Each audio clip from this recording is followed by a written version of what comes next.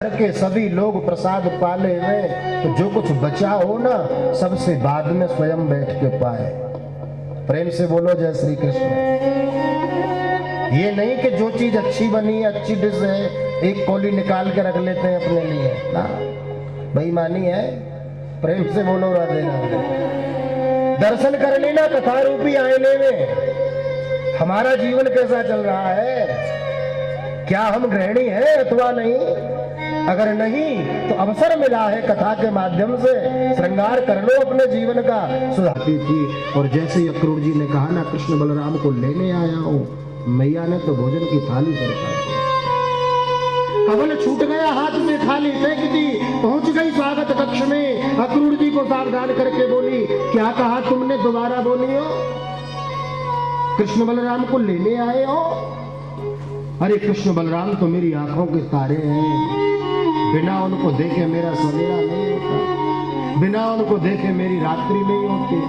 कृष्ण बलराम को मैं जाने नहीं दूंगी, मेरे प्राणों की यदि आवश्यकता हो ना अक्रूर जी तो मेरे प्राणों को साथ ले जाओ, लेकिन कृष्ण बलराम को जाने नहीं दूंगी। जीवन की चतुर्थ अवस्था में 85 वर्ष की आयु में कृष्ण बलराम मुझको प्राप्त भय हैं, इनको मैं जाने नहीं दूंगी, जाने। मैया तो रुदन करने लगी और रुदन करती करती मैया धरती पे गिरी तो कन्हैया उठ के आए, मैया की गोदी में चढ़ गए। मैया को आंसू पहुंचते हैं मैया के, मैया की थोड़ी से हाथ लगा के कहते हैं, मैया तू बड़ी भूरी है। अरे मैं कोई सदा के लिए थोड़ी जा रहा हूँ, 2 दिन के लिए जा रहा हूँ। परस्वागमिष्यामि, कल जाऊंगा और मेला कृष्णा देख के परसों तेरी गोद में वापस आ जाऊंगा मैया। परस्वागमिष्यामि। मैया कहती है, लाला ना मैं तो को जाने नहीं दूंगी। कन्हैया तो जिद पड़ गए, कन्हैया जिद पड़ गए, कन्हैया भी रोवे लगे। तो बाबा नंद बोले, अरे मेहर कब तक घर में बिठा के रखोगी, एक दिन तो बड़े है कि बाहर जाएंगे, इसलिए जाने दो ना। तो मैया यशोदा तो रोते रोते मूर्छित हो गए। बोले चलो कन्हैया हमें संग ले चलेगो, तो वो तो तैयारी करने लगे।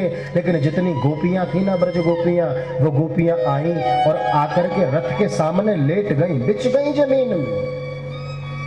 कहती है, कृष्ण जाना चाहते हो चले जाओ, लेकिन अपने रथ के पहिए को हमारे हृदय के ऊपर से निकाल के ले जाओ, हमारे प्राणों को साथ ले जाओ, क्योंकि तुम्हारे बिना हम जी नहीं सकते, तुम्हारे बिना हम जी नहीं सकते।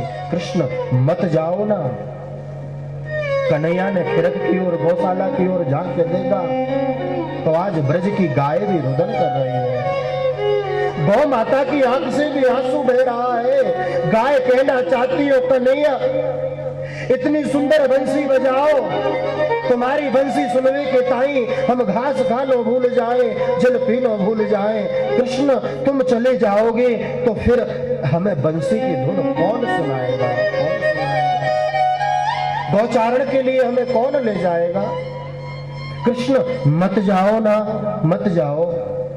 कन्हैया आगे गए, एक एक गोपी को खड़ा करते हैं, राह से खड़ा करके किनारे खड़ा करते हैं।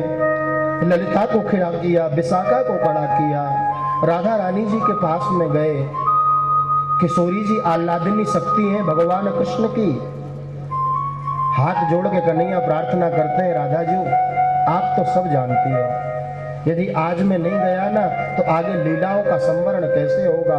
बहुत लीला मुझे पूर्ण करनी है, इसलिए किशोरी जी आप आज्ञा दो ना तो मैं जाऊं। राधा रानी ने मूक आज्ञा दी है, मौन इशारा किया, जाओ। कन्हैया जैसे ही राधा रानी को किनारे करके रथ की ओर आगे बढ़े, रथ के सीढ़ी पे पहला पग बढ़ाया, इतने में मैया यशोदा की मूर्छा टूट गई, बेहोश हो गई थी ना, उसकी मूर्छा टूटी। कृष्ण कृष्ण कन्हैया, कन्हैया कहाँ है, द्वार खोलो देखो। मैया तो घबरा गई, लगे कृष्ण चले गए। दौड़ी गिरती पड़ती मैया आई, गिरती पड़ती मैया को देख के मैया ने जो चिल्ला के कही, ओ कन्हैया कहाँ जाए मुझको छोड़ के। कन्हैया रथ में चढ़ नहीं पाए, रथ से उतर गए, दौड़े दौड़े आए, मैया की गोदी में चढ़ गए कृष्ण। मैया के आंसू पहुंचते हैं अपने उत्तरीय वस्त्र से और कहते हैं, माँ तू काहे को रोवे। मैया बोली, लाला मुझको ऐसा लगे कि तेरी सेवा में मुझसे कोई कमी बनी है। तेरे लालन पालन में मुझसे कोई कमी बनी है, या लिए तुम को छोड़ के जा रहे हो है। कन्हैया कहे मैया तू कैसी बात करे, तेरी जैसी मैया तो जीवन में काऊ की है नहीं सके। मैया 2 दिन की बात है बस, परसों आगमिष्यामि, आज जान देना, कल रुक के मैं परसों वापस आ जाऊंगा। मैया लाख मना करती है, लेकिन कन्हैया मानते नहीं। बाबा नंद कहते हैं मेर जाने दो ना। मैया तो रोती रोती रोती रोती फिर गिर पड़ी है, और गिरते ही मूर्छित हो गई है, मूर्छित हो गई है। कन्हैया आगे बढ़े, रथ में जैसे ही बढ़े, रथ में चढ़ के कन्हैया ने चारों ओर दृष्टि फिराए के देखो तो आज गौशाला से गैया गर्दन बाहर निकाल के रो रही है, बछड़े भी रुदन कर रहे हैं। मैया हमारा माखन चुरा कर खाया, क्यों हमारी माटी की मटकी तोड़ी। कन्हैया आपने ऐसी लीला लीला करती है, बछड़े भी रुदन करते हैं। ब्रज के पक्षी चिड़िया तोता मैना ऐसे बैठे हैं वृक्ष की डालों पे, जैसे कोई ऋषि समाधि में बैठा हो, जैसे कोई तपस्वी समाधि में बैठा हो और उसे अपने शरीर का भान न रहा हो। ऐसी अवस्था आज ब्रज के पक्षियों के नेत्रों में भी अश्रुपूरित नेत्र है, वह भी रो रहे हैं। कृष्ण रथ में चढ़े, अक्रूर जी को इशारा किया चलो। अक्रूर जी ने जैसे ही रथ बढ़ायो, रथ के चलने की आवाज सुनी, मैया यशोदा ने फिर मूर्छा टूटी। अरे कोई रोको तो सही रथ को, कोई रोको तो सही, रोको तो सही। कन्हुआ कन्हुआ कन्हैया कन्हैया कहती कहती मैया दौड़ रही है पीछे। कृष्ण ने आवाज सुनी, कृष्ण फिर उतर गए रथ से, दौड़े दौड़े मैया के पास में गए। मैया को बार बार सांत्वना देवे, बार बार सांत्वना देवे। मैया तू बड़ी भोरी है, चिंता न कर, मैं परसों वापस आ जाऊंगी, और तू ज्यादा दुखी मत हो। हाँ बाबा नंद मेरे संग जा रहे हैं ना, ब्रजवासी मेरे संग जा रहे हैं। क्यों बाबा आप मेरे संग चलोगे ना? नंद बाबा बोले हाँ हाँ लाला मैं संग चलूंगा। तो मैया को थोड़ी सी तसल्ली भई, थोड़ा सा धीरज भयो कि हाँ यदि बाबा संग जाएंगे ना तो कृष्ण बलराम को जल्दी ले आएंगे वापस। मैया ने अपने हृदय पे दुख को पत्थर रख के आज कृष्ण बलराम को विदाई दी है। कृष्ण बलराम जा रहे हैं रथ में, ब्रजवासी पैदल जा रहे हैं बाबा नंद के साथ में। अक्रूर जी का रथ पहुंचा है मधुवन में, मथुरा में। मधुवन में जैसे ही रथ पहुंचा, अक्रूर जी ने रथ को रोका। कन्हैया रथ से नीचे उतरे। अक्रूर जी कहते हैं कृष्ण यही राजा कंस की नगरी है मथुरा, यही बुलाया था आपको, अब आप नगरी का दर्शन करो, मैं जरा अपना कार्य देखूं। अक्रूर जी चरणों में गिर के कहते हैं कन्हैया ये जो मथुरा नगरी है ना, इसी में एक छोटी सी कुटिया मेरी भी है, कभी समय मिले ना तो मेरी भी कुटिया में पधारना। कन्हैया बोले काका जी जरूर आएंगे, जरूर आएंगे। अक्रूर जी प्रस्थान कर जाते हैं वहां से। मधुवन में कृष्ण बलराम पहुंचे, ब्रजवासी भी पहुंचे, मधुमंगल श्री दामा नंद बाबा पहुंचे।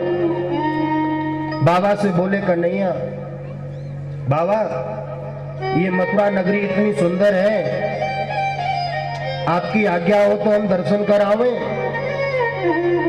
कन्हैया बोले ना अकेले नहीं जान दूंगा, मैं संग चलूंगा। ब्रजवासी सरकार बोले लाला हमें भी संग ले चलना। तो बाबा नंद को छोड़ के कृष्ण बलराम और कुछ छोटे छोटे सखा सबको लेके कन्हैया मथुरा की गलियों में निकलते हैं। आहा मथुरा की नगरी में जब कृष्ण बलराम भ्रमण करते हैं ना,